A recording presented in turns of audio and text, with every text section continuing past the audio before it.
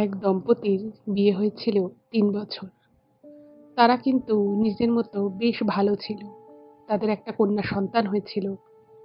খুব হাসিখুশি তারা কিন্তু নিজেদের জীবনটা কাটাচ্ছিল। তো কিছুদিন পরে ছেলেটির বাড়ি থেকে অর্থাৎ মেয়েটির শ্বশুর বাড়ি থেকে বলে যে, "তোমাদের বয়স কম, বিয়েও খুব বেশি দিন হয়নি। তো তোমরা একটি পুত্র সন্তানের জন্য চেষ্টা করতে পারো।" তো সেই যে হাসব্যান্ড ওয়াইফ ছিলেন তারা কিন্তু নিজেদের একমাত্র মেয়েকে নিয়ে খুবই খুশিতে সংসার করছিলেন। তারা কিন্তু দ্বিতীয় সন্তানের জন্য খুব একটা ভাবেননি। তো বাড়ি থেকে যখন বলে তখন তারা আবার চিন্তাভাবনা শুরু করে। তো যে মেয়েটি ছিল সেই মেয়েটি একজন অ্যাস্ট্রোলজারের কাছে যায়। গিয়ে জিজ্ঞেস করে যে তারা যদি দ্বিতীয় সন্তান নেয়ার চেষ্টা করে সেই দ্বিতীয় সন্তান পুত্র সন্তানই হবে কিনা।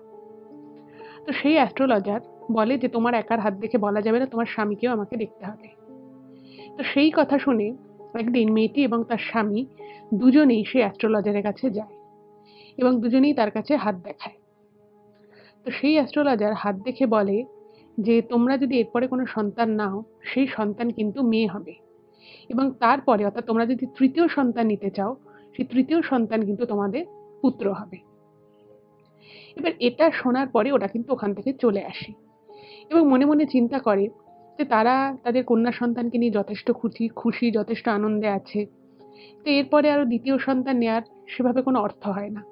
রাজারকার দিনে যা জিনিসপত্রের দাম, সবকিছুর দাম যেভাবে বাড়ছে, সেখানে আরো একজন সন্তানকে নিয়ে তারা হয়তো তাকে সেভাবে লালন-পালন করতে পারবে না। তাকে হয়তো ততটা যত্ন আত্তি করতে পারবে না যতটা তার দরকার। তো এই সমস্ত কথা চিন্তা করে তারা কিন্তু দ্বিতীয় সন্তান নেয়ার কথা বা পুত্র সন্তানের মানে পুত্র সন্তান লাভের যে একটা আকাঙ্ক্ষা সেটা কিন্তু তাদের মনে যেটুকু এসেছিল সেটুকুও চলে যায়। এর কিছুদিন পরে যখন সেই ছেলেটির বাড়ি থেকে আবার বলতে থাকে, তো তখন সেই মেয়েটি এবং ছেলেটি বলে যে তারা একটা অ্যাস্ট্রোলজারের কাছে গেছিল এবং সে তাদেরকে এরকম এরকম বলেছে। তারা যদি দ্বিতীয় সন্তান নেয় সে দ্বিতীয় সন্তান কন্যাই হবে। যদি তারা তৃতীয় সন্তানের চেষ্টা করে তবেই কিন্তু তাদের পুত্র সন্তান হওয়ার যোগ আছে। তাছাড়া কিন্তু তাদের পুত্র সন্তানের কোনো যোগ নেই। এবং সেই দম্পতি এটাও জানিয়ে দেন যে তারা তাদের মেয়েকে নিয়ে ভীষণ খুশি। কিন্তু বাড়ির লোক নাছোড়বান্দা। ছেলেটির বাবা, মা, পিসি তারা প্রচন্ড রকমভাবে এই দম্পতির উপরে চাপ দিতে থাকে যাতে তারা আবার নতুন করে সন্তান নেয়ার ভাবনা চিন্তা করে। এবং এই চিন্তাভাবনা থেকেই তারা কিন্তু একটি ভণ্ড লোকের শরণাপন্ন হয়। এবং তারপরে যে কি ভয়ঙ্কর ঘটনা ঘটেছিল সেই সত্যি ঘটনাটাই আজ আমি এপিসোডে আপনাদের সকলের সামনে বলতে চলেছি। আমি সকলকে বলব কেউ কোথাও যাবেন না। প্রত্যেকে পুরো ঘটনাটা ১ম থেকে শেষ অবধি শুনুন। এটুকু বলতে পারি ঘটনাটা থেকে কিন্তু অনেক কিছু শেখার আছে এবং এটা কিন্তু সত্যি একটা বেশ ভয়ের ঘটনা। আপনারা প্রত্যেকে আমাদের চ্যানেলের সাথে থাকুন, পাশে থাকুন। নমস্কার শ্রোতা বন্ধুরা, ভূত ভগবান চ্যানেলে আপনাদের সকলকে অনেক স্বাগত। আশা রাখি সবাই খুব ভালো আছেন, আনন্দে আছেন, সুস্থ আছেন। আমাদের চ্যানেলে যে ঘটনাগুলো বলা হয় সেগুলো যদি আপনাদের ভালো লাগে অবশ্যই কিন্তু চ্যানেলটাকে সাবস্ক্রাইব করবেন, ভিডিওগুলোকে লাইক করবেন। পুরো ঘটনাটা শোনার পর আপনাদের কেমন লাগলো সেই মূল্যবান মতামত জানাতে কিন্তু একদম ভুলবেন না। আর আপনাদের জীবনে বা আপনাদের পরিচিত কোনো মানুষের জীবনে যদি এরকম কোনো ভৌতিক, অলৌকিক, দৈবিক, অতিজাগতিক কিছু এরকম ঘটে থাকে তাহলে সেগুলো কিন্তু আপনারা আমাদের কাছে লিখে পাঠিয়ে দিতে পারেন। তার জন্য আপনাদেরকে আমাদের চ্যানেলের ডেসক্রিপশনে যেতে হবে। দেখবেন সেখানে আমার ইমেল আইডি মেনশন আছে। সেই ইমেল আইডিতে ইমেল করে আপনারা আপনাদের সেই ঘটনা কিন্তু আমাদের কাছে অনায়াসে পৌঁছে দিতে পারেন। আরেকটা রিকোয়েস্ট করব, যদি সম্ভব হয় কাইন্ডলি আপনারা আমাদের চ্যানেলের ভিডিওগুলোকে আপনাদের ফ্রেন্ড এবং ফ্যামিলির মধ্যে একটু শেয়ার করে দিন। কারণ আমরা এই চ্যানেলে আর ৫ টা সাধারণ মানুষের জীবনে ঘটে যাওয়া বিভিন্ন রকমের ভৌতিক, অলৌকিক, দৈবিক, অতিজাগতিক এগুলোই বলে থাকি। তাই আমি মনে করি ঘটনাগুলো যদি আরো অনেক, অনেক মানুষ শুনতে পারেন, তারা সেগুলো শুনে অনেক কিছু জানতে পারবেন, বুঝতে পারবেন, শিখতে পারবেন। তার ফলে তারা অনেক বেশি সতর্ক ও সজাগ হতে পারবে। তো চলুন বন্ধুরা, আমি আজকের ঘটনা আপনাদের সামনে উপস্থাপনা করা শুরু করছি। এখন আমি যে ঘটনাটা আপনাদেরকে বলতে চলেছি সেই ঘটনাটা আমাকে শোভন ইমেল করে পাঠিয়েছে এবং এই ঘটনাটা কিন্তু ওর এক জ্যাঠার সাথে ঘটে যাওয়া সত্যি ঘটনা। প্রথমে আমি ঘটনা সম্পর্কিত কিছু কথা আপনাদেরকে বলে দিই, তাহলে আপনাদেরও ঘটনাটা বুঝতে সুবিধা হবে, আমারও আপনাদেরকে বোঝাতে সুবিধা হবে। তো যেরকম আমি আপনাদেরকে ঘটনার শুরুতে বললাম যে ওই দম্পতি কিন্তু তাদের কন্যা সন্তানকে নিয়ে একমাত্র কন্যা সন্তানকে নিয়ে খুবই খুশি ছিলেন। কিন্তু ওই ছেলেটির বাড়ি থেকে তার বাবা, মা, পিসি এরা বলতে থাকে যে তাদের একটা পুত্র সন্তান হওয়া দরকার। যেহেতু তাদের পারিবারিক একটা ব্যবসা রয়েছে, তো ভবিষ্যতে সেই ব্যবসা কে দেখবে, কে জমি জমা সম্পত্তির দেখভাল করবে, উত্তরাধিকার কে হবে। তো এসব শুনে যখন সেই দম্পতি একজন অ্যাস্ট্রোলজারের কাছে যায়, সে তো বলেই দেয় যে তাদের দ্বিতীয় সন্তান যদি তারা নেয় সেটাও মেয়েই হবে, এবং যদি তারা তৃতীয় সন্তান নেয় তবেই কিন্তু তাদের ছেলে হওয়ার সম্ভাবনা আছে। এবার এই কথা যখন বাড়ির লোক শোনে, তখন মেয়েটির যে শাশুড়ি ছিল অর্থাৎ ছেলেটির মা, সে বলে যে তিনি একজনকে জানেন যিনি এই ধরনের কাজ করতে খুবই সিদ্ধহস্ত, এবং তিনি চাইলে ওদের মানে এই দম্পতি দ্বিতীয় সন্তানই পুত্র সন্তান হওয়া সম্ভব। তো এই কথা যখন সেই দম্পতি শোনে, তারা তো খুব অবাক হয়ে যায় যে এইভাবে কোনো মানুষের পক্ষে এত আগে থেকে কি ঠিক করে দেওয়া সম্ভব যে তাদের দ্বিতীয় সন্তান ছেলেই হবে। কিন্তু তখন ছেলেটির মা বলে যে হ্যাঁ, তিনি অনেক শক্তিশালী, তার অনেক ক্ষমতা, সে পারবে। তো এই কথা শুনে প্রথমে কিন্তু এই দম্পতি রাজি হয়নি। তারা বলে যে না, এরকম হয় না, এরকম হতে পারে না। তো যাই হোক, একটা কথা যদি আপনার সামনে আপনারই প্রিয় বা নিজের কোনো মানুষ যদি বারবার বলতে থাকে, দেখবেন শত অনিচ্ছা সত্ত্বেও একটা সময় কিন্তু আপনারও চিন্তা ভাবনার মধ্যে একটা পরিবর্তন আসবে। এবং ঠিক সেই জিনিসটাই কিন্তু এই দম্পতির সাথে হয়। ওরা যখন বারবার শুনতে থাকে যে না, ওই লোকটির পক্ষে করা সম্ভব, তিনি এরকম কাজ এর আগে করেছেন, তো ওরাও ভাবতে থাকে যে ঠিক আছে, যদি এর পরে আর একটা সন্তান নিলে তারা যদি পুত্র সন্তান লাভ করতে পারে তাহলে তো বেশ ভালোই হয়।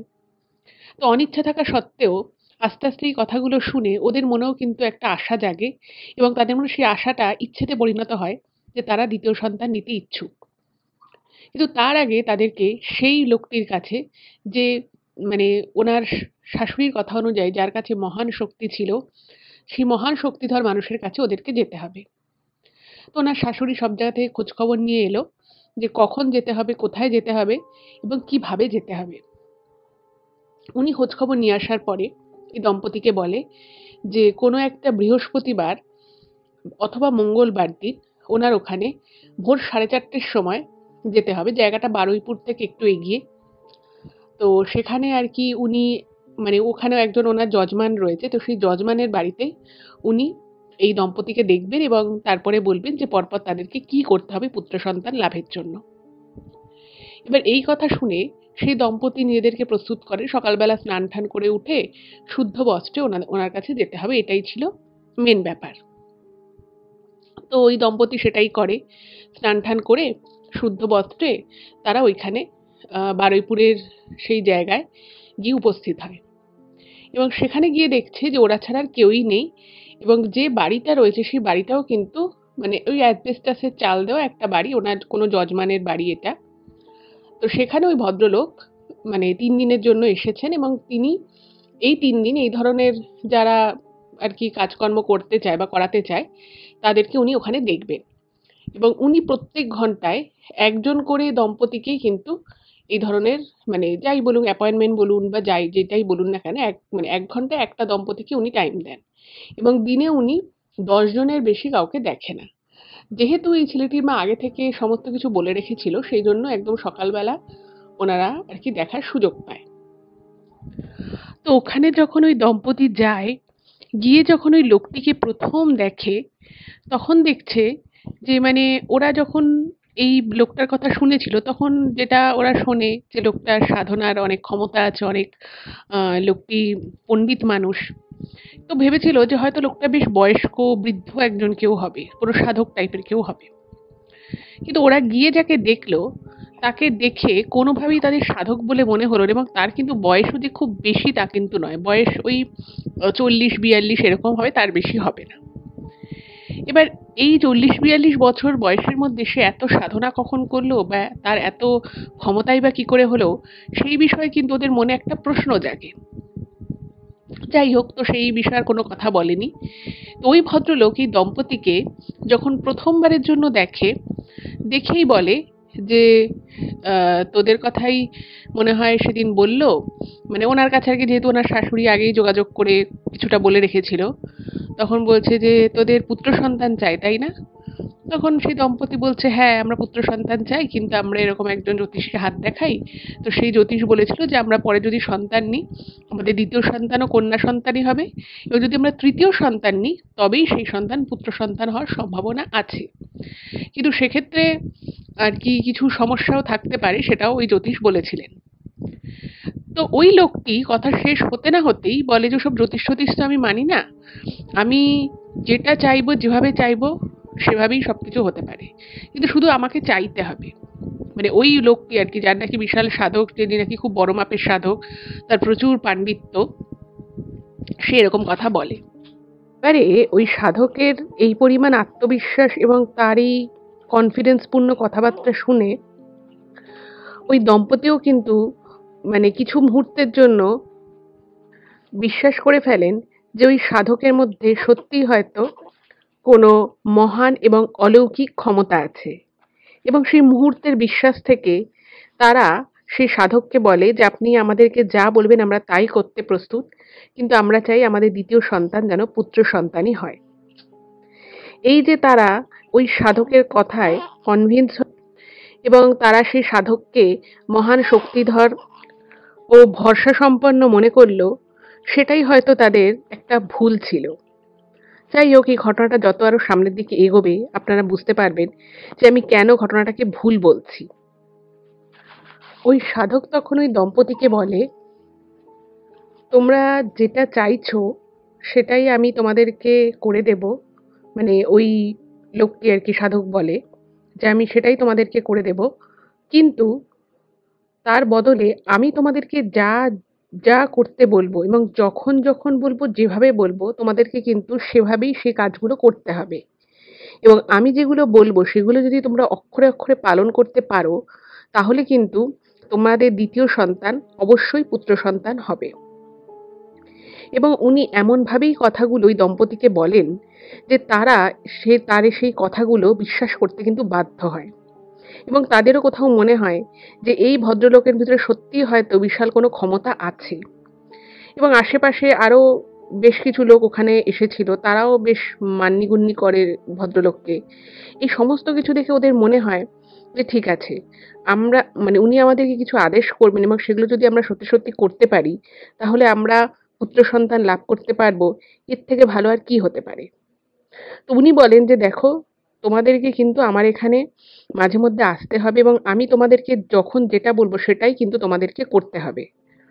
তো উনি বলেন যে প্রথমে তোমাদের যেটা করতে হবে সেটা হচ্ছে যে, তো বলেন যে প্রথমে ওদের বাড়িতে যদি না থাকে তাহলে একটা নিম গাছ পুঁততে হবে, এবং প্রত্যেক দিন সেই নিম গাছের যে মাটির যে গোড়া, সেই গোড়ায় কোনো একটা মুরগির রক্ত ফেলতে হবে।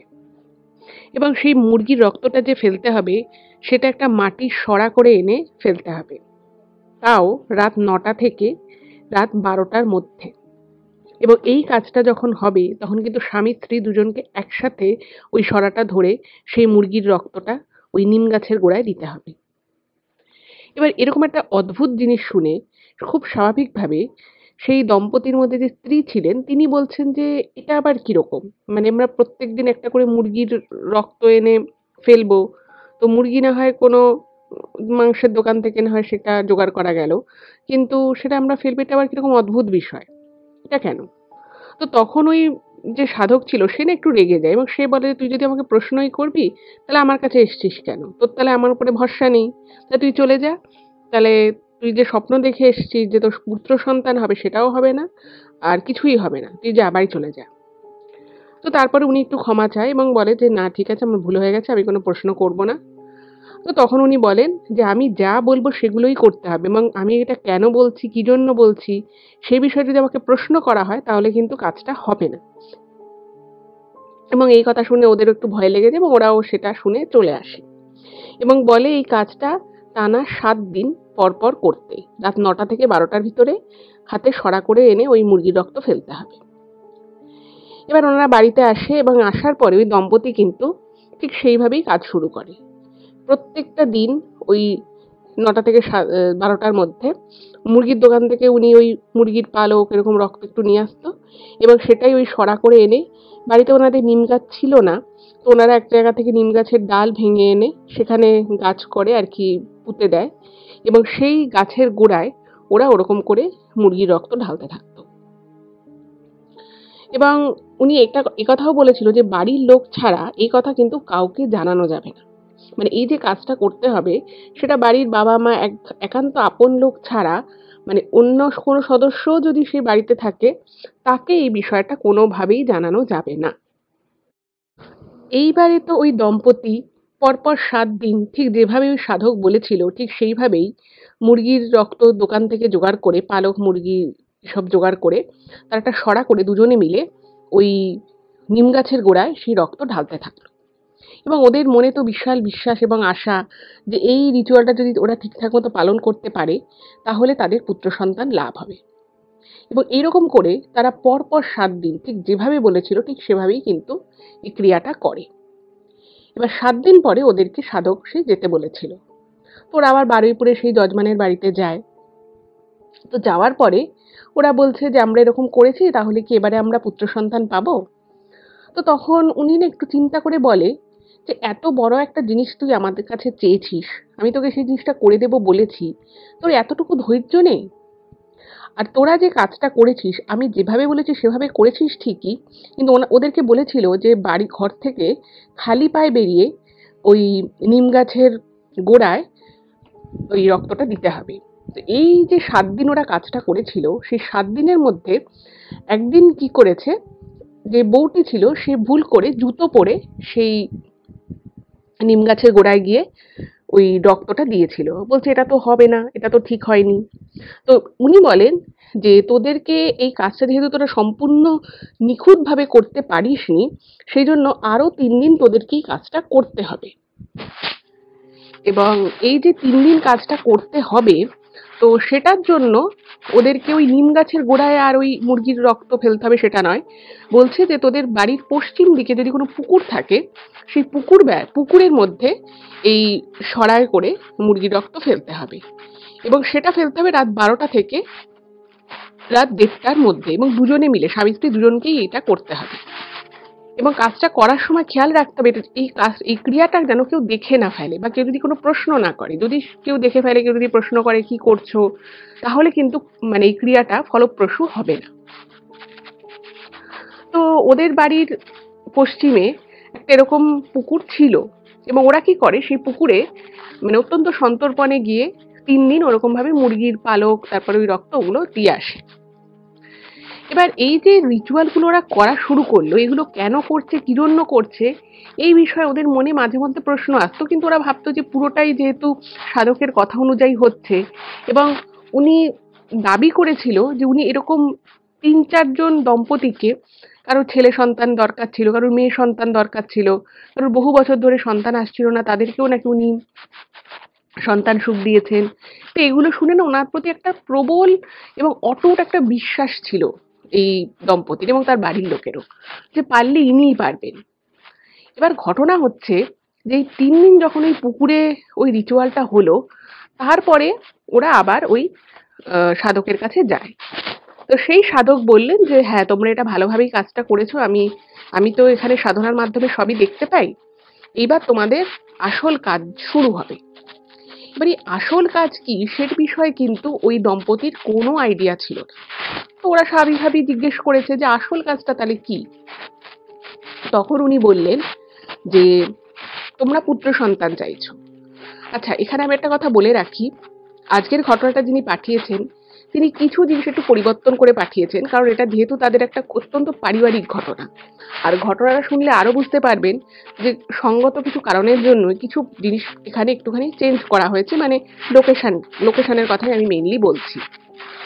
তো বলে যে তোদের বাড়ির সাথে সব থেকে নিকটভাবে মানে খুব আত্মিকভাবে কাদের কাদের যোগাযোগ আছে, মানে সব আত্মীয়দের সাথে তো সব আত্মীয়ের খুব যে ভালো সম্পর্ক থাকে তা তো নয়।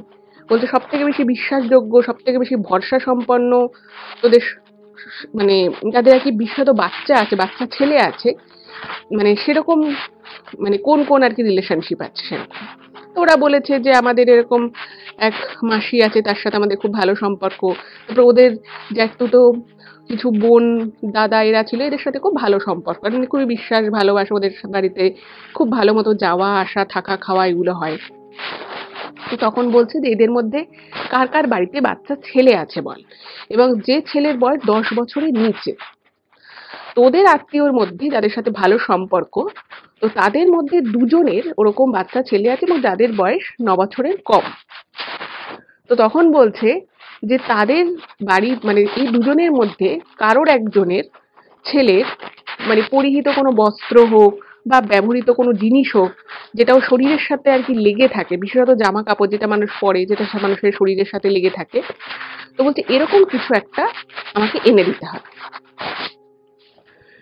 এবার এটা শুনে তো ওই দম্পতির খুবই অবাক লাগে যে তাদের কোনো আত্মীয় যাদের ছেলে সন্তান আছে, তার পরিহিত কোনো জিনিস এবং শুধুমাত্র এই বাচ্চাটির পরিহিত জিনিস হলেই হবে না, তার মা এবং বাবা দুজনেরই পরিহিত বিশেষত কোনো বস্ত্র জাতীয় জিনিস উনি চেয়েছেন। এবং সেই জিনিসটা কিন্তু চেয়ে আনলে হবে না, মানে কোনোভাবে ছলে বলে কৌশলে কেউ চেয়ে আনলো তাহলে কিন্তু হবে না, লুকিয়ে আনতে হবে। মানে যেটা যে তাদের ঘর থেকে বা তাদের বাড়ি থেকে যে সেই জিনিসটা ঘরের বাইরে চলে যাচ্ছে, সেই বিষয় যেন তারা কোনোভাবেই জানতে না পারে। তো সেই 3টে জিনিস ওনাদেরকে এনে দিতে বলে।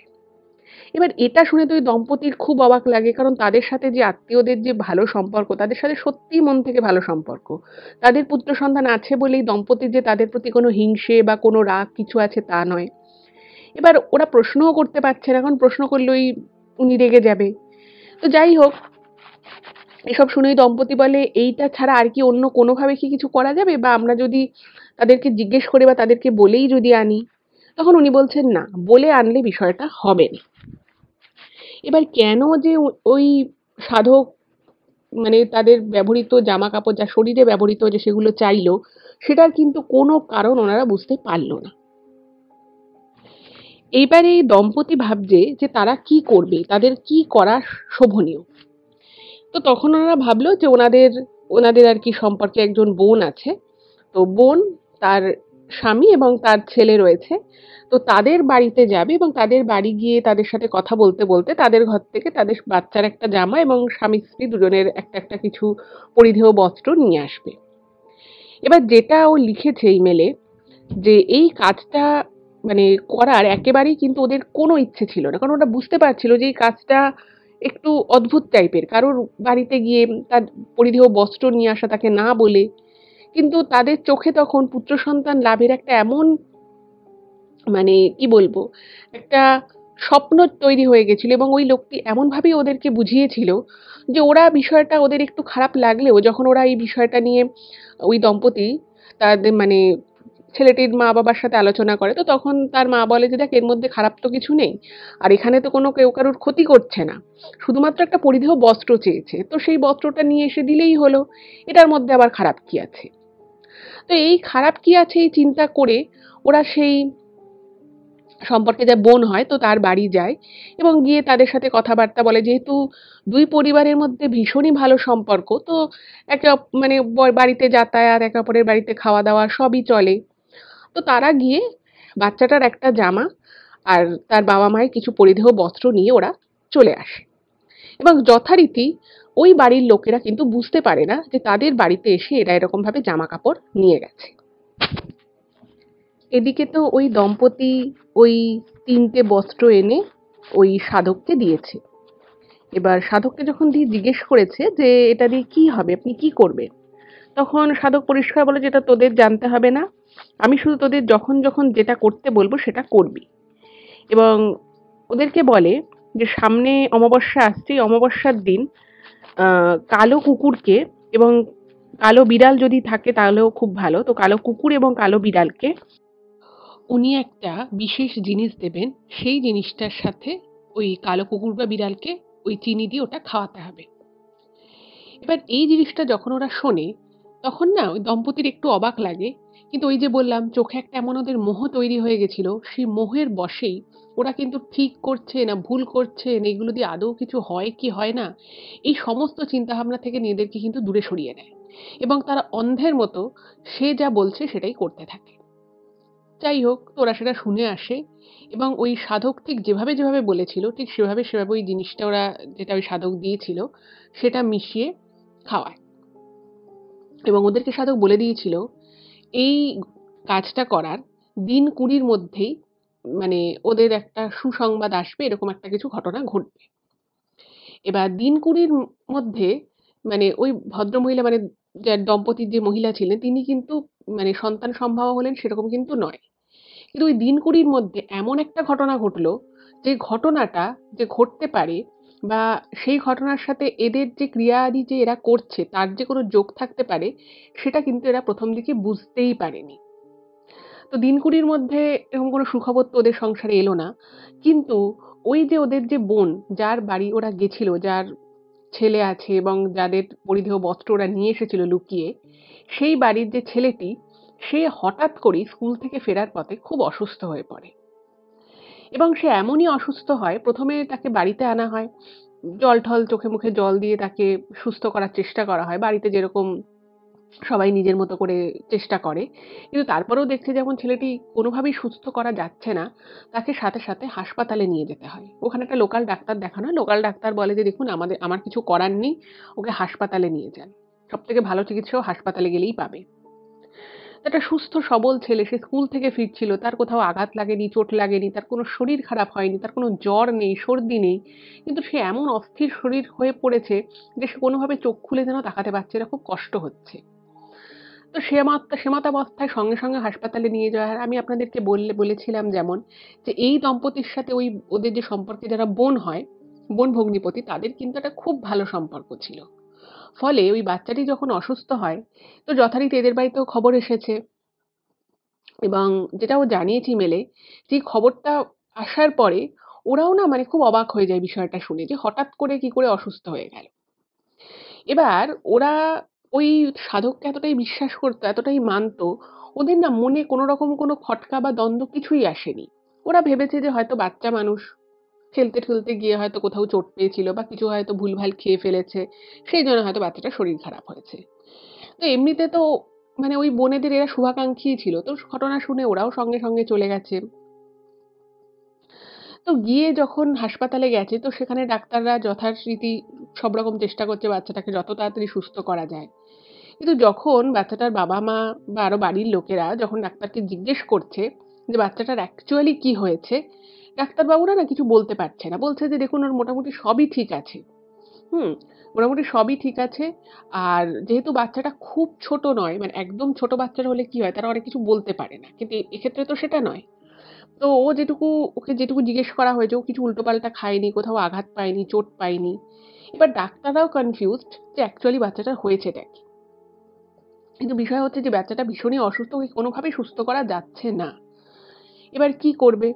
যাই হোক তো ওখানে যেহেতু খুব ভালো একটা হাসপাতাল ওখানে আরেকটা ছিল।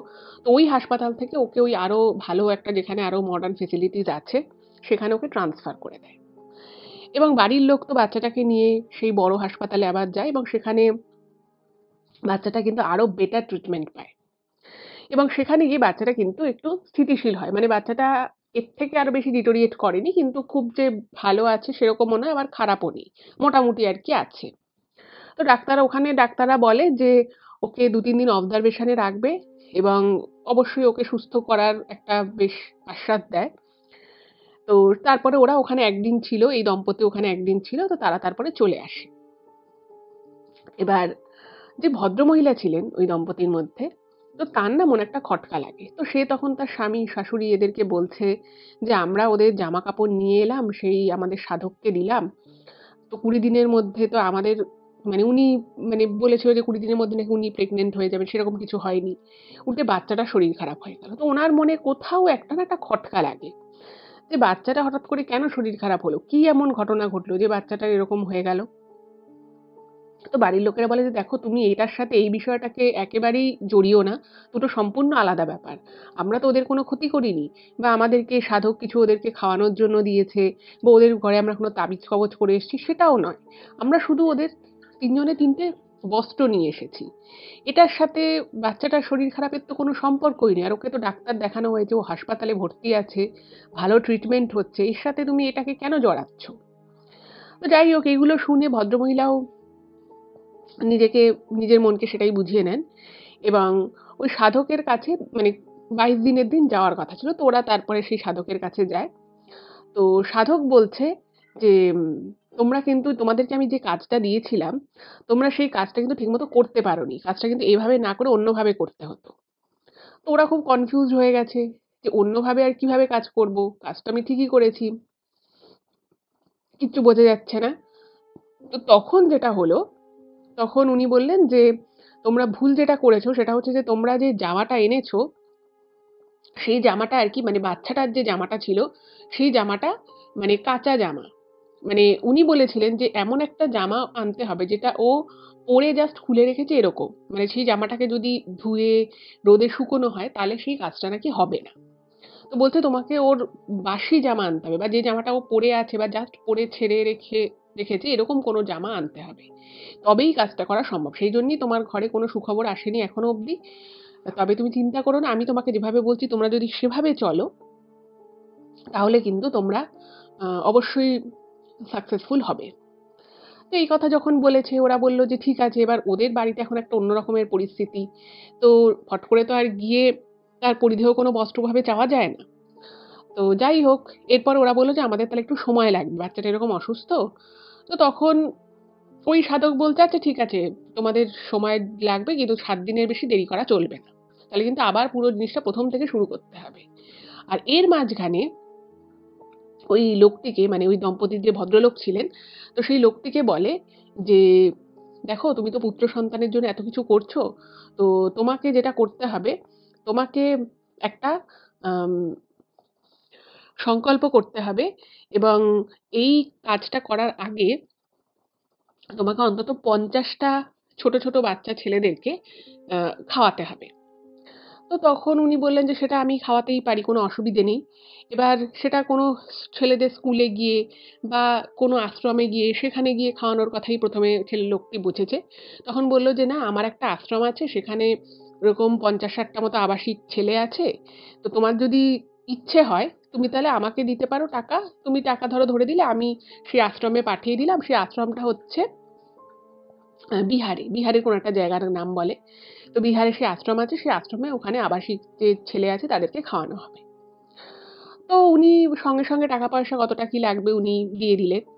তো বলল যে, "ঠিক আছে তুমি চলে যাও এবং তোমরা এর পরের দিন যেদিন আসবে সেদিন ছেলেটার গায়ে পড়ে থাকা কোনো জামা বা যেই জামাটা ও জাস্ট খুলে রেখেছে, সেই জামাটা ধোয়া কাচা হয়নি, রোদে শুকোনো হয়নি সেরকম কিছু নিয়ে আসতে হবে।" তো বলল, "ঠিক আছে আমরা চেষ্টা করছি।" এবার এদিকে যেটা হয়েছে সেটা হচ্ছে যে ছেলেটা কিন্তু আম আস্তে একটু সুস্থ হয় এবং ওকে হাসপাতাল থেকে ছেড়ে দেয়। ৪ দিনের মাথায় ছেড়ে দেয়। এবার ওকে বাড়িতে নিয়ে এসছে এবং এরাও এই দম্পতিও সঙ্গে ওকে দেখার জন্য চলে গেছে।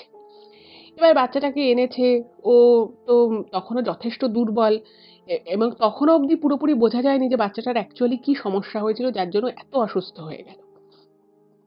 এবার এই দম্পতি কি করেছে, বাচ্চাটার কোনো কাজকর্ম কিছু করছে-টরছে এরকম দেখিয়েছে। তো বাচ্চাটা যে জামা পড়েছিল, তো ইনি বলেছেন কি যে, "আমি ওর জন্য একটা নতুন জামা কিনে এনেছি। ও এত অসুস্থ ছিল, এত কষ্ট পেয়েছে।" মানে বাচ্চাটা কোনো একটা রং, নীল রং বা সবুজ রং খুব একটা পছন্দ করত। তো এরা কি করেছে, ওরকম একটা জামা কিনে এনেছে। কিনে এনে বলেছে যে, আ "এই জামাটা পরে থাকতে হবে না। ওর নতুন জামা পেলে যেকোনো বাচ্চারই খুব খুশি হয়, সবাই আনন্দ পায়।" তো ওকে বলেছে যে এই জামাটা খুলিয়ে ওকে ওই নতুন জামাটা পরিয়ে দিয়েছে। এবার এই যে জামাটা ছেলেটা পড়েছিল সেটা যে খুলিয়েছে, খোলার পরে উনি না জামাটা আর ঘরের মধ্যে রাখেনি। আর বাড়ির লোকও একটু ব্যস্ত ছিল, তারাও অতটা আর খেয়াল করেনি। তো ওই দম্পতি কি করেছে, যে জামাটা ছেলেটার শরীর থেকে খুলিয়ে নিয়েছিল, সেই জামাটা নিয়ে তারা নিজেদের কাছে রেখে দিয়েছে। মানে নিজেদের ব্যাগে করে নিয়ে তারপরে তারা বাড়ি চলে আসে। এইভাবে ওই ছেলেটার জামাটাও পাওয়া গেল। এরপরে যেটা হলো সেটা হচ্ছে যে ওরা তার পরের দিন ওই সাধকের কাছে যায়, গিয়ে ওই বাচ্চাটার জামাটা দিয়ে দেয়। এবার বাচ্চাটা যে জামাটা দিয়েছে, তো তখন ওকে ওই সাধক বলে যে, "তোমাদেরকে আরেকটা জিনিস আমি দেবো আজকে। সেটার কিন্তু একটা বিশেষ ক্রিয়া আছে। সেই ক্রিয়াটা কিন্তু তোমাদেরকে করতে হবে।" তো এই বলে ওই সাধক ওই দম্পতিকে একটা জিনিস দেয়, এবং সেই জিনিসটা কি ছিল জানেন? সাধক নিজেই বলে যে ওই জিনিসটা হচ্ছে কোনো একটা শ্মশানের পোড়া মাটি। এবং এই জিনিসটা যখন ওনাদের হাতে দেয় এবং যখন ওনারা শোনে যে এটা শ্মশানের কোনো মৃতর পোড়া মাটি, ওনাদের না হাতটা পুরো কেঁপে যায়। এবং তখন ওনারা বলে যে, "এই জিনিস নিয়ে আমরা কি করব? এই জিনিস কেন আপনি আমাদের দিচ্ছেন?" তখন ওই সাধক বলে যে, "এই জিনিসই তো আসল জিনিস, এই জিনিসটাই তো আসল কাজটা তোদের করবে। তোরা পুত্র সন্তান চাইছিস, এত সোজা পাওয়া? এর জন্য তো এগুলো তো করতেই হবে।" বলে যে, "ধর, ধর এই মাটিটা ধর।" এবং সাধক বলে যে এই মাটিটা এক বিশেষভাবে মাটিটাকে প্রস্তুত করেছেন উনি। শ্মশানের পোড়া মাটির সাথে আরো বিভিন্ন দ্রব্য মিশিয়ে ওটাকে উনি নাকি বিশেষভাবে প্রস্তুত করেছেন এই কাজের জন্য। এবং ওই দম্পতিকে বলে, এই পোড়া মাটি তাদের ঘরের যে চারটে কোণা রয়েছে, সেই চারটে কোণা একটু একটু করে রাখতে, এবং ওদের যে বিছানা, সেই বিছানার নিচেও এই মাটিটা রেখে দিতে। এই জিনিসটা শুনে ওদের না একটু ভয় লাগে যে ওরা পুত্র সন্তানের জন্য এখানে এসেছে, সবই ঠিক আছে, কিন্তু তাই বলে শ্মশানের পোড়া মাটি দিয়ে কি হবে? এবং আরো অদ্ভুত বিষয় হচ্ছে যে ওনাকে একটু বেশি প্রশ্ন করলে উনি কিন্তু খুব রেগে যেতেন। আর যেহেতু এই কাজটা করার প্রথমেই ওই সাধক বলে দিয়েছিল যে ওনাকে খুব বেশি প্রশ্ন করা যাবে না, তাই কিন্তু ওরা খুব বেশি প্রশ্নও করতে পারতো না। যাই হোক, তো ওদের তো একটু ভয় লেগে যায় যে কি ব্যাপার, কেন এটা করতে হবে? তো যাই হোক, ভয় থাকা সত্ত্বেও যেহেতু ওদের চোখে একটা বিশাল স্বপ্ন ছিল, একটা আশা ছিল, তো ওরা বলে যে ঠিক আছে আমরা এটা করব। এবং তখনই সাধক বলে যে এটাই হচ্ছে শেষ পর্যায়, যেটা করলে উনি কিন্তু ওরা পুত্র সন্তান লাভ করতে পারবে। এবং ঠিক সেইভাবেই সেই মতোই ওরা কিন্তু সেই কাজ করে।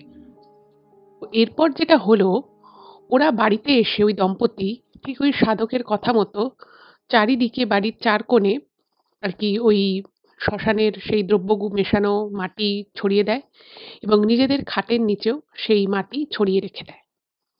এবার এতদিন অবধি যে ঘটনাগুলো ঘটছিল বা যেগুলো ওরা করেছিল, সেগুলো কিন্তু একরকম ছিল।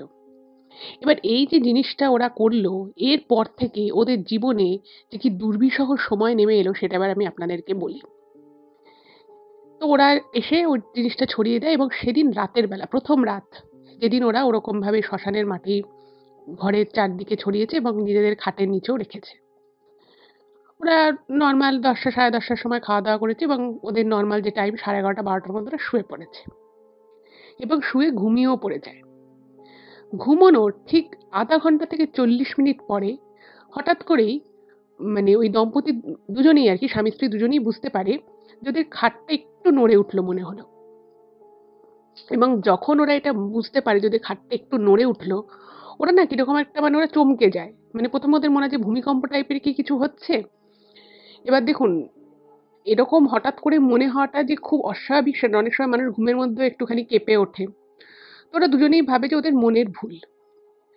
এবং এর কিছুক্ষণ মধ্যে ওরা যখন বুঝতে পারে যে এটা হয়তো ওদের মনের ভুল হতে পারে, এরকম কিছু হয়নি। তো ঠিক তার মিনিট খানেকের মধ্যে হঠাৎ করেই ওদের মানে যে ঘরটায় ওরা ঘুমোতো, সেই ঘরের মধ্যে একটা শোকেস মতো করা ছিল, এবং সেই শোকেসের যে পাল্লাটা সেটা কিন্তু ভেজানো ছিল, এবং সেই শোকেসের মধ্যে বেশ কিছু কাঁচের গ্লাস, কাঁচের আরকি কিছু জিনিসপত্র এগুলো রাখা ছিল সাজিয়ে। কোনোখানে কিছু নেই। ঘরে কোনো জোরে বাতাস চলছে বা এরকম কিচ্ছু নেই, এবং সেই শোকেসের দরজাটাও পাল্লাটাও কিন্তু দেয়া ছিল। হঠাৎ করেই ওই পাল্লাটা নিজে থেকে খুলে যায়, এবং খুলে গিয়ে হুড়মুড়িয়ে, একদম হুড়মুড়িয়ে কাঁচের জিনিসগুলো পড়ে ভেঙে যায়। এবং যে মুহূর্তে ওটা হুড়মুড়িয়ে পড়ে যায়, সেই মুহূর্তে এত জোরে পড়ে মানে কাঁচের জিনিসগুলো পড়তে থাকে, মানে ওই সময় যদি খাটটা যদি ওদের আরেকটু সাইডে হতো, মানে শোকেসের সাইড করে, তাহলে কিন্তু রীতিমতো ওদের গায়ে এসে ওই জিনিসগুলো হুড়মুড়িয়ে পড়তো। এবং এই ঘটনায় ভীষণ আওয়াজ হয়, এবং চারিদিকে সেই কাঁচের জিনিসপত্র পড়ে পুরো মানে ছত্রাকার হয়ে গেছে। এবং এই জিনিসটা দেখে না ওরা দুজনেই মানে স্বামী-স্ত্রী দুজনেই ভীষণ অবাক হয়ে যায়, এবং খুব ভয়ও পেয়ে যায় যে হঠাৎ করে এতগুলো কাঁচের জিনিস যেগুলো ওভাবে সুন্দর করে সাজিয়ে রাখা ছিল, সেগুলো পড়লো কি করে? এবার ওরা এবং ওই হাসব্যান্ড যিনি ছিলেন তিনি ভাবলেন প্রথমে যে হয়তো কোনো ইঁদুর মানে ইঁদুর বা ছুঁচো জাতীয় কোনো কিছু হয়তো ভিতরে ঢুকে সে হয়তো এটা করেছে। উনি সঙ্গে সঙ্গে লাইট টাইট জ্বালিয়ে ভালো করে চেক করলেন। উনি দেখলেন না কিছুই নেই এবং কোনো কারণ খুঁজে পেলেন না। হঠাৎ করে নিজে থেকে শোকেসের দরজা খুলে কিভাবে কাঁচের জিনিসগুলো হুড়মুড়িয়ে পড়ে এভাবে ভেঙে গেল। যাই হোক, তো এই বিষয়টা ওদের খুবই খারাপ লাগলো। যাই রাতের বেলা ওরা সেগুলো একটু পরিষ্কার করে আবার শুয়ে পড়ে। এবার ওই যে দম্পতি ছিল তার যে বউ, তো সেই বউটি কানে দুটো সোনার দুল পরতো এবং দেখবেন আমরা অনেক সময় বলে থাকি যে সোনা হারানো খুব একটা ভালো জিনিস নয়, সোনা হারানো একটা খারাপ বিষয়। এবার হঠাৎ করে উনি মানে স্নান করে যখন ঘরে এসেছে, উনি দেখে যে ওনার একটা কানে সোনার দুল নেই, হারিয়ে গেছে। তো উনি সরাসরি বাথরুমে গেলেন, গিয়ে তন্ন তন্ন করে খুঁজলেন, সেখানে দুল পেলেন না। ঘরের ভিতরে খুঁজলেন, পুরো বাড়ির চারপাশ উনি খুঁজলেন, কিন্তু কোথাও ওই হারিয়ে যাওয়া দুল উনি পেলেন না। কিন্তু ওনার স্পষ্ট মনে আছে সকালবেলা উঠে যে ওনার কানে দুলটা ছিল, কিন্তু সেই দুল কোথায় গেল, কিভাবে পড়লো, তার কোনো কারণ উনি বুঝে পেলেন না। এইবারে ওই দিন রাতে, মানে পরের দিন রাতের কথা আমি বলছি, পরের দিন রাতেও কিন্তু একই ব্যাপার। দম্পতি শুয়ে আছে, ঘুমিয়েও পড়েছে এবং কিছুক্ষণের জন্য মনে হলো যে খাটটা যেন থরথর করে কাঁপছে এবং ওই থরথর করে কাঁপা বিষয়টা আগের দিন যেমন এটা ঘুমের মধ্যে হয়েছিল, ওরা পুরোটা বুঝতে পারেনি। যখন মানে কাঁপাটা থেমে যায় তখন ওদের ঘুমটা ভাঙে, কিন্তু এক্ষেত্রে বিষয়টা কিন্তু অন্যরকম হয়েছিল। এক্ষেত্রে যখন ওই থরথর করে কাঁপাটা চলছে সেই সময় কিন্তু দুজনের ঘুমটা ভেঙে যায় এবং দুজনেই তখন বুঝতে পারছে না যে শুধু খাটটা এভাবে থরথর করে কাঁপছে কি করে। আগের দিন রাতে যখন খাটটা মনে হচ্ছিল হালকা দুলে উঠেছে, তো পরের দিন সকালবেলা কিন্তু ওই দম্পতি শ্বশুর শাশুড়ি বাকি বাড়িতে আরো যারা ছিল তাদেরকে জিজ্ঞেস করেছে যে তারা এরকম কিছু অনুভব করেছিল কিনা। কিন্তু বিষয় হচ্ছে যে তারা কিন্তু এরকম কোনো কিছুই ফিল করতে পারেনি। এইবারে এই পরের দিন রাতেও যখন সেম জিনিসটা হলো বেশ কিছুক্ষণের জন্য, ওরা কিন্তু বেশ ভয় পেয়ে যায় এবং এরপরে ওরা দেখে যে ওদের ঘরের মধ্যে, মানে ওদের ঘরে যে একটা হালকা আলো জ্বলতো, সেই আলোটা কিরকম করে ব্লিঙ্ক করা শুরু করে, মানে একবার জ্বলছে নিভছে, জ্বলছে নিভছে, যেখানে কিন্তু ওই আলোটার কোনো সমস্যা ছিল না। এবং যখন ওরা দম্পতি মানে আলো বন্ধ করে, মেন আলো বন্ধ করে ওই আলোটা জ্বালিয়ে শোয়, তখনও পর্যন্ত কিন্তু ওই আলোটা বেশ ভালোভাবেই জ্বলছিল, ওই আলোতে কোনো সমস্যা ছিল না। এইবারে হঠাৎ করে যে কেন এই সমস্যা হচ্ছে সেটাও কিন্তু ওরা বুঝতে পারে না এবং এরপরে ওরা যে জিনিসটা নিজের চোখের সামনে দেখে সেটা, মানে এরকম কিছু যে আদৌ ওরা দেখতে পারে বা এরকম কিছু যে কখনো ঘটতে পারে, সেটা ওরা কিন্তু স্বপ্নেও কল্পনা করতে পারেনি। ওরা নিজের চোখে দেখে যে ঘরের ওই মৃদু আলোটা জ্বলছে নিভছে এবং সেই মৃদু আলো জ্বলা নেভার মধ্যেই দেখছে যে ওদের ঘরে বিভিন্ন কোণা থেকে মনে হচ্ছে যেন এক একটা করে মানুষের মতো কোনো কিছু বেরিয়ে আসছে, আবার দেয়ালের মধ্যে দিয়ে ঢুকে যাচ্ছে, আবার দেয়াল থেকে বেরিয়ে আসছে এবং এটা একটা দুটো এরকম নয়, একাধিক এরকম মানুষের মানে মানুষ যেরকম হয়, তাদের শরীর যেরকম হয়, হাত পা, সেরকম একটা ছায়ামূর্তি মনে হচ্ছে, একাধিক ছায়ামূর্তি দেয়াল থেকে ঢুকছে এবং দেয়ালের মধ্যে বেরিয়ে যাচ্ছে। এবং এই জিনিসটা যখন দেখে ওরা এত ভয় পেয়ে যায়, এত ভয় পেয়ে যায় যে ওরা চেঁচাতে চাইছে, মানে মুখ থেকে আওয়াজ করছে, কিন্তু ওরা বুঝতে পারছে যে ওদের মুখ থেকে অ্যাকচুয়ালি কোনো আওয়াজই বেরোচ্ছে না এবং যে বউটি ছিল সে কিন্তু কিছুক্ষণের মধ্যেই ওইখানে অজ্ঞান হয়ে যায়, তাদের খাটের মধ্যেই অজ্ঞান হয়ে সে পড়ে যায়। আর যে হাসবেন্ড ছিলেন তিনি কিন্তু মানে প্রচণ্ড রকমভাবে পাজলড হয়ে যান, মানে বাকশক্তি সেই মুহূর্তের জন্য মনে হলো যেন ওনার হারিয়ে গেছে এবং উনি পরিষ্কার বুঝতে পারছে যে ওনাদের খাটের চারপাশ দিয়ে কিছু না হলেও ৭ থেকে ৮টা ছায়ামূর্তি বারবার বেরোচ্ছে দেয়াল থেকে, আবার দেয়ালের মধ্যে ঢুকে যাচ্ছে। এই জিনিস বেশ কিছুক্ষণ চলতে থাকে। কতক্ষণ চলেছিল সেটা কিন্তু উনি জানে না। কারণ উনি যখন সকালবেলা ওনার যখন ঘুমটা ভাঙে, উনি দেখেন উনি খাট থেকে নিচে পড়ে আছে। মানে ওনার স্ত্রী খাটে শুয়েছিল এবং উনি কিন্তু মেঝেতে ছিলেন। এবার ওই দৃশ্য দেখে উনিও কিছুক্ষণ পরে অজ্ঞান হয়ে গিয়ে জ্ঞান হারিয়ে কি উনি গড়িয়ে খাট থেকে পড়ে গেছিলেন? নাকি উনি ওঠার চেষ্টা করেছিলেন সেই জন্য পড়ে গেছিলেন? নাকি উনি কোনোভাবে চোট পেয়েছে সেটা কিন্তু উনি কিছু জানেন না। কিন্তু সকালবেলা যখন হয় তখন ওনার মানে ভদ্রলোকের সারা শরীরে খুব ব্যথা ছিল। আর ওনার স্ত্রী যে আগেই অজ্ঞান হয়ে গেছিল, ওনার কিন্তু জ্বর আসে। যাই হোক, তো উনি ওনার শ্বশুর-শাশুড়িকে ওনারা এই দম্পতি কিছু কথা বলে। তো উনি বলেন যে, "দেখো তোমাদেরকে এই সাধক আমি এই সাধককে অনেক খুঁজে পেয়েছি। এ যা বলে এ কিন্তু সত্যি করতে পারে। আর এইসব বিষয়ে কাউকে বলার দরকার নেই। তোমরা একটা এত বড় কাজ করতে নেমেছো, তো মানে এরকম একটা মানে তোমরা মন থেকে চেয়েছো যে তোমাদের একটা পুত্র সন্তান হোক, আর সেটা হওয়ার জন্য তোমরা এটা করছো। তোমরা এটা নিয়ে বেশি ভেবো না। আর এসব নিয়ে কাউকে কিছু বলারও দরকার নেই।" তো উনি ওনার ছেলেকে বলে যে, "তুই ঘরে বিশ্রাম নে।" আর বৌমাকে বলে যে, "তোমাকেও আজ কাজকর্ম কিছু করতে হবে না। তুমিও ঘরে বিশ্রাম নাও।" তো ওরা তখন মনে, মনে আর কি ভাবছে যে যেটা হলো সেটা কেন হচ্ছে? আর বিষয়টা এতটাই ভয়ংকর ছিল, মানে যিনি আর কি মেইলটা করেছে সে যখন শুনেছে বলছে যে, "ওই জিনিস না দেখলে বিশ্বাস হবে না।" মানে নিজেরই ঘরের মধ্যে প্রতিটি মানুষের কাছে তার নিজের ঘর ভীষণ রকমভাবে চেনা জানা একটা জায়গা। সেখানে যদি কেউ দেখে যে তারই ঘরের দেওয়াল থেকে কেউ ঢুকছে, বেরোচ্ছে, একাধিক মানুষজন, সেটা খুবই একটা ট্রমাটিক বিষয় এবং সেই ট্রমাটিক বিষয়টাই এই দম্পতির সাথে কিন্তু ঘটে। যাই হোক, এভাবে ২ টো দিন কাটে এবং ২ দিনই পরপর কিন্তু সেম জিনিস হয়। এইবারে মানে এই জিনিসটা আর কি উনি বলেছিলেন যে পরের মাসের মানে ওই যে তারিখে ওনারা গেছিলেন, যে ডেটে ওনারা গেছিলেন, ঠিক পরের মাসের একটা অমাবস্যায় ওই সাধক বলেছিল, "আমার কাছে আসবে তোমরা।" এবার এই যে মাঝখানে যে একটা মাস, এই একটা মাস কিন্তু সাধক বিশেষভাবে ওদেরকে থাকতে বলেছিল। তো সেই বিশেষভাবেই কিন্তু ওরা সে মতোই থাকছিল। কিন্তু ২ টো রাতই ওরা মানে ২ টো রাতের এই ঘটনায় ওরা এতটাই ভয় পেয়ে যায়, মানে একটা মাস যে ওরা কিভাবে এভাবে কাটাবে সেটাই ওরা ভেবে পায় না। এদিকে কাউকে কিছু বলা যাবে না, কিচ্ছু করাও যাবে না এক্সট্রা। তো ৩য় দিন আর কি যেদিন হলো, তো সেদিন ওই দম্পতি ভাবলো যে না আমরা যে লাইট জ্বালিয়ে শোবো ঘরে। তো ওনারা ঘরের সমস্ত লাইট ফাইট জ্বালিয়ে শুয়েছে এবং ১ম এ ওরা ঠিক করে যে ওরা আজকে শোবে না, মানে ঘুমোবে না। এবার দেখুন, মানুষ রাত ১টা, ১:৩০, ২টো, ২:৩০ অব্দিও জেগে থাকতে পারে। কিন্তু আপনি বিছানাতেই শুয়ে রয়েছেন, কোনো কাজও করছেন না। আপনি কতক্ষণ জেগে থাকতে পারবেন? একটা সময় ক্লান্তিতে কিন্তু আপনার চোখ দুটো বুজে আসবেই। এবং দুজনে মিলে ১ম এ ওরা এই দম্পতি গল্প করে, বিভিন্ন বিষয় নিয়ে আলোচনা করে। রাত ১টা, ১:৩০, ২টো অব্দি কেটে যায়। কিন্তু ২টোর পরে দুজনেই কিন্তু আস্তে, আস্তে ঝিমিয়ে ঘুমিয়ে পড়ে। এবং যে মুহূর্তে ওরা ঘুমিয়ে পড়ে সে মুহূর্তেই কিন্তু আবারও সেই জিনিসগুলো যেন ওদেরকে একেবারে গিলে খেতে আসছে। আবার মানে ওদের মনে হলো যেন খাটটা দুলে উঠল এবং ওনারা দেখে যে ওনারা যে ঘরের সমস্ত লাইট জ্বালিয়ে শুয়েছে, যেটা ওনাদের দুজনের স্পষ্ট মনে আছে, ওনারা মানে ঘুমটা যখন ভেঙে গেছে ওনারা দেখছেন ঘরটা পুরো অন্ধকার।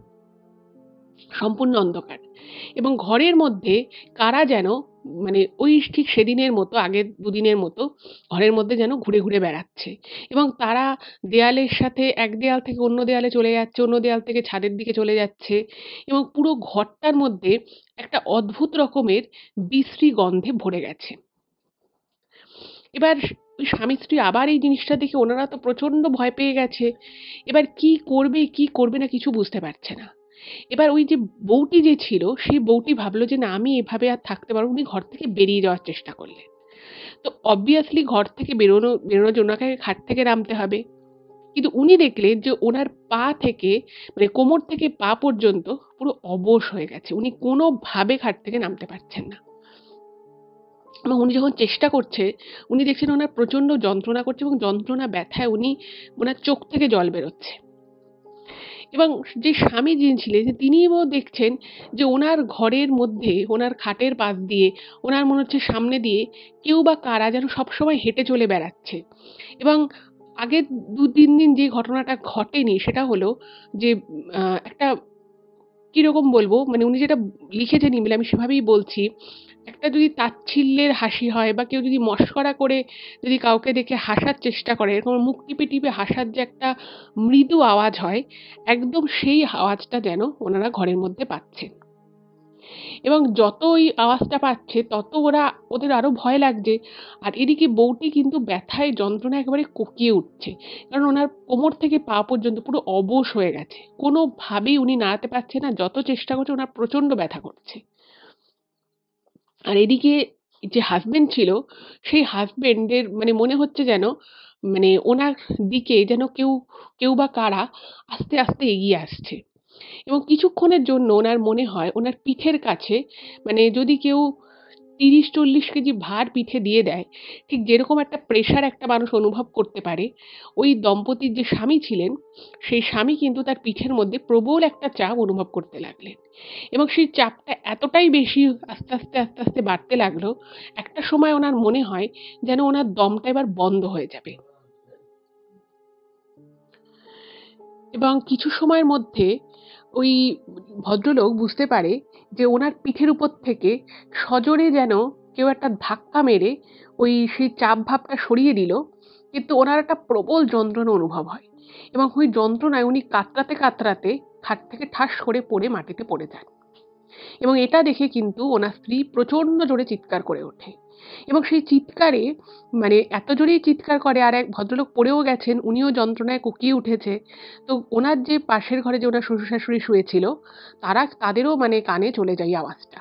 তো তারা এসে মানে ফট করে নেমে দরজা ধাক্কাচ্ছে, বুঝতে পারছে যে ভিতরে ছেলের বউয়ের গলার কান্নার আওয়াজ পাওয়া যাচ্ছে। কিন্তু বিষয় হচ্ছে যে দরজাটা ভিতর থেকে বন্ধ করা।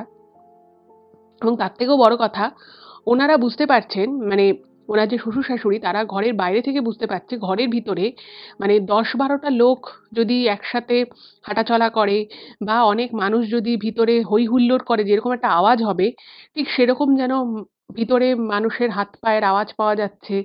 এবং সেই হাত পায়ের আওয়াজের মধ্য থেকেই ওনারা ওনাদের ছেলের বউয়ের এরকম গলার আওয়াজ পাচ্ছে যে তাদের খুব ব্যথা যন্ত্রণা, যে তারা কুঁকিয়ে উঠেছে। অনেকক্ষণ দরজা ধাক্কাধাক্কি করে। বউটি তো উঠতেই পারছে না, আর ভদ্রলোক তো ওরকমভাবে পড়ে আছে। তো অনেক ধাক্কাধাক্কি করার পরে হঠাৎ করেই দরজাটা নিজে থেকে খুলে যায় এবং দরজাটা যে মুহূর্তে নিজে থেকে খুলে যায়, ওনারা বুঝতে পারে যে ঘরের ভিতরে তীব্র বাজে গন্ধ। তীব্র গন্ধ, এবং দেখে যে ওনার নিজের ছেলে ওরকমভাবে ব্যথায় একদম কষ্ট পাচ্ছে। আর ওনার যে ছেলের বউ, সে খাটের মধ্যেই রয়েছে, কিন্তু তার মানে কোমর থেকে পা অব্দি পুরো অবশ হয়ে গেছে আর প্রচণ্ড বিষ ব্যথা। তো যাই হোক, ওনারা অনেক কষ্টে ছেলেকে ধরে ওঠায় এবং ওনারাও বুঝতে পারছে না যে অ্যাকচুয়ালি হলোটা কি। তো সেদিন আর ওরা কোনো কিছু বলার মতো অবস্থায় ছিল না। তো পরের দিন সকালবেলা ওনারা বলেছে যে ওনাদের সাথে কি ঘটনা ঘটেছে। তো সেই সমস্ত শুনে ওনাদেরও একটু ভয় লেগে যায়। এবং আরো অদ্ভুত বিষয় হচ্ছে যে আমি আপনাদেরকে বললাম যে ভদ্রলোক ছিল দম্পতির, তো সেই ভদ্রলোক যখন পিঠের মধ্যে ওনার মনে হচ্ছিল খুব খুব চাপ অনুভূত হচ্ছিল। তো উনি নাকি সকালবেলা উঠে যেটা দেখেছিলেন যে ওনার পিঠে ৫টা আঙুলের একটা বিশাল চেরা দাগ, একদম পিঠের ওপর থেকে নিচ পর্যন্ত বেশ লম্বা একটা চেরা দাগ, যেটা কিন্তু খুব একটা স্বাভাবিক বিষয় একেবারেই নয়। এটা দেখে কিন্তু ওদের খুব ভয় লেগে যায়। তো ওরা তখন সঙ্গে আবার সেই সাধকের কাছে যায় এবং সেই সাধক তো তাদের বলে, তোরা যখন এত ভীতু তাহলে তোরা আমার কাছে এসছিস কেন? চলে যা, তোরা করতে হবে না তোদের এসব। তো ওখান থেকে তো কিন্তু ওরা কোনো সুরাহা পায় না। আবার এদিকে যেটা হলো, ওনাদের যে সেই বোনের যে ছেলে যে একটু সুস্থ হয়ে বাড়িতে এসেছিল, সে প্রবল অসুস্থ হয়ে পড়ল এবং সে এমনই অসুস্থ হয়ে পড়ল যে তাকে কিন্তু তার যে কি হয়েছে, কি রোগ তার, কিছুই কিন্তু কোনো দিকে ধরা পড়ছে না। আর এই খবর যখন এই বাড়িতে আসে, এই দম্পতি যখন জানতে পারে, তখন না, বিশেষত যে বউটি ছিল তার কিন্তু খুব খারাপ লাগে। তার তখন কোথাও মনে হয় যে এই ছেলেটা বারবার কেন অসুস্থ হচ্ছে। এবং যখন ওই ছেলেটির পরিধেয় বস্ত্র যখন ওই সাধক চেয়ে নিয়েছিল, তখন কিন্তু এই যে দম্পতির যে বউটি, সে কিন্তু সাধককে বলেছিল যে বাচ্চাটা অসুস্থ হয়ে গেছিল, ও যেন ভালো থাকে। তো তখন ওই সাধক বলেছিল ওই বাচ্চাটা যা শরীর খারাপ হয়েছে ও ভালো হয়ে যাবে, ওর কোনো অসুবিধে হবে না, এরকম কথাই বলেছিল। কিন্তু যখন জানতে পারলো যে ছেলেটা আবার অসুস্থ হয়ে পড়েছে এবং এবারও খুব মারাত্মক রকমভাবে অসুস্থ, ওকে কোনোভাবে সুস্থ করা যাচ্ছে না, ডাক্তারও বুঝতে পারছে না ওকে কি করবে। তো তখন ওনার মনটা খুব খারাপ হয়ে যায় এবং কোথাও উনিও তো মা, ওনারও তো একটা সন্তান ছিল, একটা কন্যা সন্তানের মা উনি। কোথাও না ওনার খুব খারাপ লাগে এবং ওনার মনে হয় প্রথমবারের জন্য যে আমরা যেটা করছি সেটা কি আদৌ ঠিক করছি? আর এই সাধক যদি এতই ক্ষমতাবান হবেন, এতই যদি তার ক্ষমতা থাকে, তাহলে আমরা তো বেশ কিছুদিন ধরে উনি যা বলছেন তাই করছি এবং এই যে পুরো কাজগুলো হচ্ছে এর জন্য কিন্তু সাধককে টাকাও দিতে হতো রীতিমতো। হুম? উনি ভাবছেন তাহলে কিছু হচ্ছে না কেন? আর আমি সাধককে এতবার করে বলে এলাম, কারণ ওনাদের যে সম্পর্কে যে বোন হয়, তার ছেলেটিকে কিন্তু এই দম্পতি খুব ভালোবাসতো। তো তার জিনিস ওইভাবে ছলে বলে কৌশলে নিয়ে আসা হয়েছে, সেটা একটা প্রথম কথা ওনাদেরও মনে কোথাও একটা খারাপ লেগেছে। আর দ্বিতীয় হচ্ছে ছেলেটা হঠাৎ করে এত অসুস্থ আবার কি করে হয়ে গেল, সেটা বুঝতে কেউ পারছে না, ডাক্তার চিকিৎসা করতে পারছে না। এই বিষয়টা না ওনার খুব খারাপ লাগে। আর তার মধ্যে যেটা হয়েছে যে রোজ রাতের বেলা ওনাদের ঘরে, অন্য কোনো ঘরে নয় কিন্তু, রোজ রাতের বেলা ওই দম্পতির ঘরে কিন্তু এই ধরনের ভৌতিক কার্যকলাপ হওয়া শুরু হলো। প্রত্যেকদিন খাট কেঁপে উঠতো। ঘরের মধ্যে মনে হতো যেন কেউ মানে দাপিয়ে বেড়াচ্ছে। ইভেন এই যে মানে বউটি যে দম্পতির, সেই বউটি কিন্তু ২ থেকে ৩ বার নিজেরই ঘরে, মানে এগুলো কিন্তু দিনের বেলা অদ্ভুতভাবে, দিনের বেলা কিন্তু এরকম কিছুই হতো না। রাতের বেলা উনি কখনো, কখনো দেখতেন যে একটা জটাধারী কোনো বুড়ি মহিলা ওনার ঘরের কোনায় দাঁড়িয়ে রয়েছে। ওনার ঘরের যে বেডরুম, সেখানে একটা ড্রেসিং টেবিল ছিল। তো সেই ড্রেসিং টেবিলে একবার এই বউটি চুল আঁচড়াচ্ছিল এবং এক মুহূর্তের জন্য উনি ড্রেসিং টেবিলে চুল আঁচড়াতে, আঁচড়াতে দেখে, আয়নায় দেখে যে ওনার ঘরের কোণে চুল মানে জটা চুল নিয়ে একজন বুড়ি মহিলা দাঁড়িয়ে রয়েছে। এবং এটা দেখে উনি প্রচণ্ড ভয় পেয়ে যান এবং স্বাভাবিকভাবেই চিৎকার করে যখন উনি পিছনে ফিরে তাকিয়েছেন, তখন দেখে ওখানে আবার কিচ্ছু নেই। কিন্তু কিছু না থাকলেও ওইখানে একটা মানে বন্ধ করা জানলা ছিল এবং সেই জানলায় একটা পর্দা ছিল। এবার বন্ধ জানলা, ঘরে কোনো এমন হাওয়া বাতাস চলছে না। উনি দেখেন ওখানে বুড়ি মহিলাটা নেই ঠিকই, কিন্তু ওই ঘরের জানলার পর্দাটা যেন নড়ছে। যেটা দেখে উনি পরিষ্কার বুঝতে পারলেন যে এখানে কিছু তো ছিল, কিছু তো ব্যাপার আছে। এরকম রোজই কিছু না কিছু ঘটছে এবং পুরো রাতের ঘুম ওদের উড়ে গেছে। এবং এই কথা যখন সাধকরা জানায় যে ঘরের মধ্যে এরকম ওনারা দেখছে, এরকম বিষয় হচ্ছে, সাধক কিন্তু এই বিষয়টা একেবারেই পাত্তা দেয় না। তো এই সমস্ত বিষয় না আস্তে আস্তে ওই দম্পতির, বিশেষত বউটির কিন্তু খুব মানসিক দিক থেকে খুব চাপ সৃষ্টি হয়। এবং সবসময় ওনার মনে হতো যে আমি তো পুত্র সন্তান পাওয়ার জন্য এত কিছু করছি। আমার যে সন্তান অলরেডি রয়েছে, যে আমার কন্যা সন্তান রয়েছে, তার কোনো ক্ষতি হবে না তো? এবং মানে উনি কিন্তু নিজের মেয়েকে তার ঠাকুমার সাথে শুতে পাঠাতো। এবার মানে রাতের বেলা ওনাদের ঘরে এত রকম কিছু ঘটছে, এত কিছু সমস্যা হচ্ছে।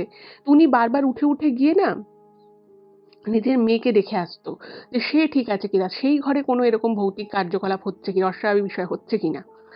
তো এরকম এগুলো চিন্তা ভাবনায় উনি না মানে প্রচন্ড রকমভাবে মানসিক দিক থেকে ভেঙে পড়েন। তো ভেঙে পড়ে উনি ওনার স্বামীকে একদিন বলেন যে আমরা যেগুলো করছি এগুলো কি ঠিক করছি? এতে কি আদৌ কিছু হবে? আমাদেরকে তো হাত দেখিয়ে এর আগে বলেছিল যে আমাদের এর পরে যদি আমরা সন্তান নিই সেটা আমাদের কন্যা সন্তানই হবে।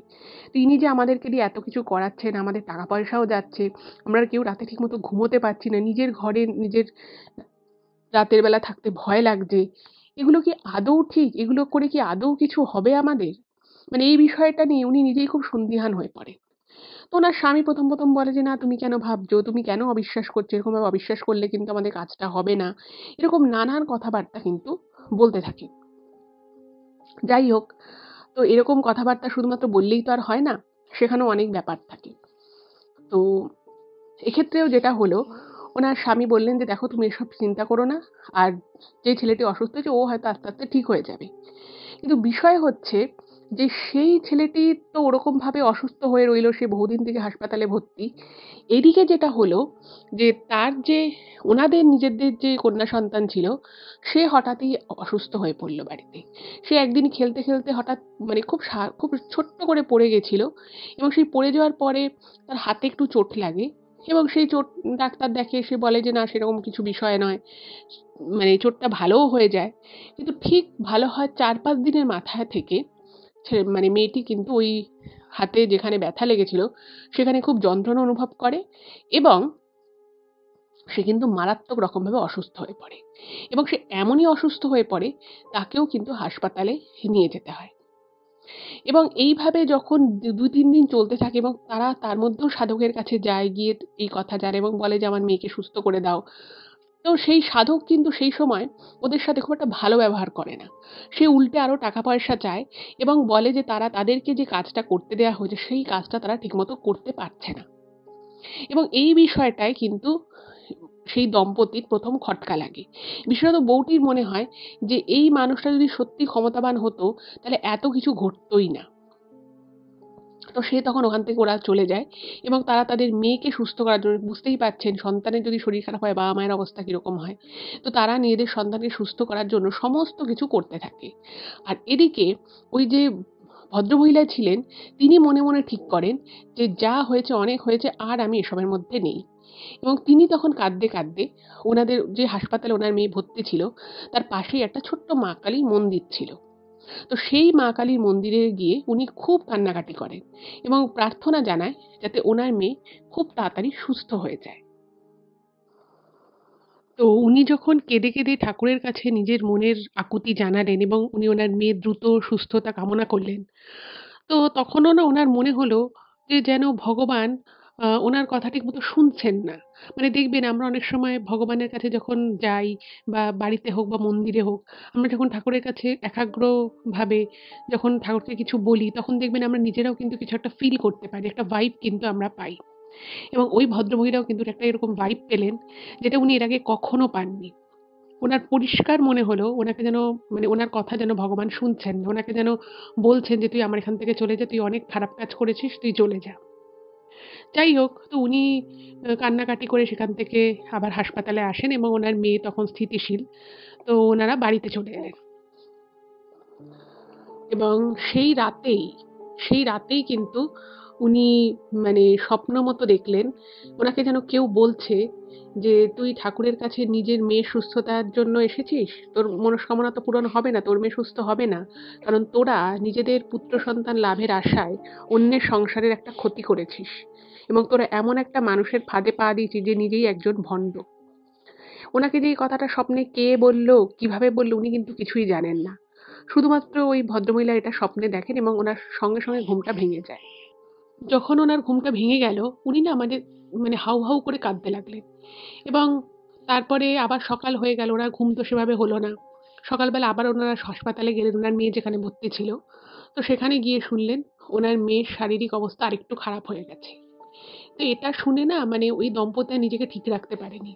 তো তখন ওই ভদ্রমহিলা তার স্বামীকে বলেন যে, "আমরা এতদিন ধরে যা যা করলাম সব কিন্তু খুব ভুল করেছি। আমরা সেই বোনের মানে পরিবার থেকে তাদের পরিধেয় বস্ত্র চুরি করে এনে সেই সাধককে দিয়েছি। সেই সাধক আমাদেরকে মিথ্যে স্বপ্ন দেখিয়েছে, যেগুলো সত্যিই হয় না।" এবং তখন ওনার স্বামী যেন পুরো বিষয়টা বিশ্বাস করতে পারছেন। উনি বলছেন যে, "দাঁড়াও, সব ঠিক হয়ে যাবে, আমাদের মেয়েও সুস্থ হয়ে যাবে।" তো উনি তখন বলেন যে, "আমি মন্দিরে গিয়ে মায়ের কাছে যখন আর্জি জানিয়েছি, আমার মনে হলো মা আমাকে বললেন যে, 'আমি তোর কথা শুনবো না এবং তোরা অনেক ভুল করেছিস।' এবং তারপরে কিন্তু এই ভদ্রমহিলা তার স্বপ্নের কথা তার স্বামীকে বলেন। এই কথা যখন ওনার স্বামী শোনে, ওনার স্বামীরও কোথাও মনে হয় যে হ্যাঁ, হয়তো বিষয়টা সত্যিই ঠিক হয়নি। এবং এর মধ্য থেকে খবর আসে যে তাদের সেই বোনের যে ছেলে, তার শারীরিক অবস্থার আরো অবনতি হয়েছে। এই কথা শুনে তখন কিন্তু এই দম্পতি আর নিজেদেরকে স্থির রাখতে পারে না। তারা ছুটে চলে যায় সেই সাধকের কাছে এবং তাকে গিয়ে বলে যে, "যে করেই হোক আপনি আমার মেয়েকে এবং আমাদের সেই বোনের ছেলেকে সুস্থ করে দিন।" এবং অদ্ভুতভাবে যে সাধক এতদিন এত বড় বড় কথা বলে এসেছিল, যে বলেছিল সে চাইলে সবকিছু করা সম্ভব, সে তখন হঠাৎ করেই বলে যে তার পক্ষে তার মেয়েকে বা সেই ছেলেটিকে সুস্থ করা সম্ভব নয় এবং যদি সে তাদের কথা মতো চলে তবেই তাদের পুত্র সন্তান হবে, না হলে কিন্তু হবে না। তারপরে তারা অনেক আকুতি মিনতি করে তাদের কাছে, মানে সেই সাধকের কাছে, যে কোনোভাবে সেই ছেলেটিকে এবং তাদের মেয়েকে যেন সুস্থ করে দেয়। কিন্তু তিনি তখন পুরো বিষয়টাই অস্বীকার করেন এবং সে বলে যে, "আমি শুধুমাত্র তোমাদেরকে পুত্র সন্তান পাইয়ে দেওয়ার জন্য আমি যা করার করেছি। আমি এখন এদেরকে ঠিক করতে পারব না।" তো এরপরে ওনারা সত্যি খুব দিশেহারা হয়ে পড়েন এবং প্রচণ্ড কান্নাকাটি করতে থাকেন। এবং কাঁদতে কাঁদতে তারা আরেকটি সেই যে মা কালীর যে মন্দির, যে মন্দিরে, মানে ওনার মেয়ে যে হাসপাতালে ভর্তি ছিল, তার পাশের যে মা কালীর যে মন্দির ছিল, সেই মন্দিরে আবার ওনারা যান এবং দুজনে গিয়ে মাথা ঠুকে ঠুকে মায়ের কাছে ক্ষমা চায় এবং বলে যে, "মা, আমাদের সন্তানকে সুস্থ করে দাও আর আমাদের সেই বোনের ছেলেটিকেও সুস্থ করে দাও। আমরা যা করেছি খুব ভুল করেছি। আর আমরা এরকম একদম করব না।" তো ওরা ওখানে অনেকক্ষণ মায়ের কাছে কান্নাকাটি করে, নিজেদের অপরাধ স্বীকার করে।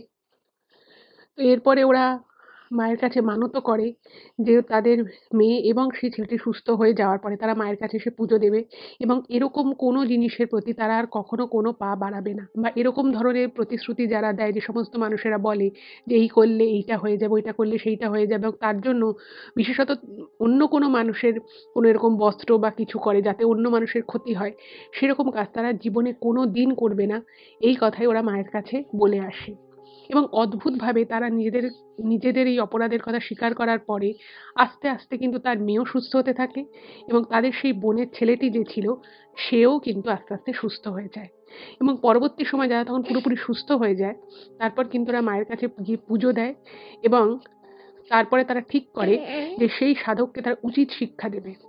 তো সেই কথা চিন্তা করেই তারা, মানে সবকিছু ঠিকঠাক হয়ে যায়, তারপরে তারা সেই সাধকের, সেই যে যজমানের বাড়িতে যে সাধক আসতেন, তো সেখানে তারা যায় এবং সেখানে গিয়ে তারা যেটা জানতে পারে সেটা জেনে তাদের কিন্তু মানে পায়ের নিচের মাটি যাকে বলে সরে যায়।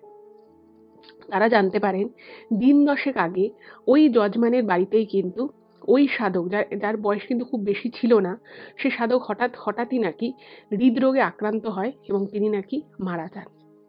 এবার দেখুন, এই লোকটা কিন্তু বহু মানুষকে এর আগে ঠকিয়েছে। সবাইকে এরকম বলতো এবং তাদেরকে এরকম বিভিন্ন রকমের কার্যকলাপ করতে বলতো, যেগুলোর আদৌ কোনো যুক্তিকতাই ছিল না, এবং এর বিনিময়ে কিন্তু উনি কিন্তু ভালো রকমের পয়সা নিতেন এবং মানুষকে তাদের দুর্বলতার সুযোগ নিয়ে তাদের বিশ্বাস অর্জন করে উনি কিন্তু এরকম কাজ করতেন। আর উনি যে বলেছিলেন যে উনি অনেককে এরকম করে দিয়ে, এটা কিন্তু পুরোটাই অ্যাকচুয়ালি মিথ্যে কথা। সেটা ওনারা পরে জানতে পেরেছে। যাই হোক, সেও তার নিজের প্রাপ্ত কর্মের শাস্তি পেয়েছে। আর এই দম্পতিও কিন্তু জীবনে একটা উচিত শিক্ষা পেয়েছে যে এই ধরনের কাজে কখনোই কিন্তু মানে কোনো মানুষেরই পা বাড়ানো উচিত না। তো এটাই ছিল ঘটনা। কেমন লাগলো অবশ্যই জানাবেন। যদি ভালো লাগে প্লিজ চ্যানেলটাকে সাবস্ক্রাইব করবেন আর এই ভিডিওগুলো একটু সকলের সাথে শেয়ার করে দিন। ভালো থাকবেন, দেখা হবে আবার পরবর্তী এপিসোডে। নমস্কার।